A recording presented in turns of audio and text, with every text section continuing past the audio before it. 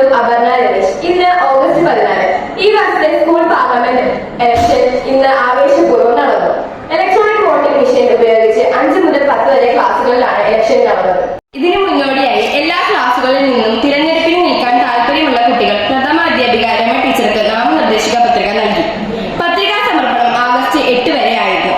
UP ക്ലാസുകൾക്കായി 3 polling ബൂത്തുകൾ ആണ് സജ്ജമാക്കിയത്. 5, 6, 7 ക്ലാസുകൾക്കായി ഓരോ ബൂത്ത് വീതം ക്രമീകരിച്ചു. ഹൈസ്കൂൾ വിഭാഗത്തിലേക്കായി 4 ബൂത്തുകൾ ആണ് ക്രമീകരിച്ചത്. ഓരോ ബൂത്തിലേക്കുമുള്ള പ്രിസൈഡിംഗ് ഓഫീസർമാരായി ക്ലാസ് അധ്യാപകരെയാണ് നിയമിച്ചത്.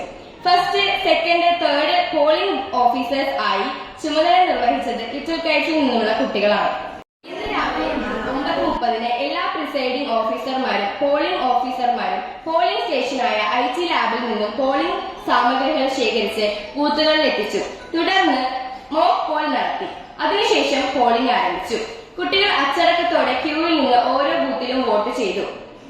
ഉച്ചയോടെ വോട്ടിംഗ് അവസാനിച്ചു. ഏകദേശം 870ഓളം കുട്ടികൾ വോട്ട് രേഖപ്പെടുത്തി. ഏറ്റവും കൂടുതൽ വോട്ടിംഗ് നടന്നത് 8ാം ക്ലാസ്സിലാണ്. ശേഷം വോട്ടെണ്ണൽ നടത്തി വിജയികളെ പ്രഖ്യാപിച്ചു.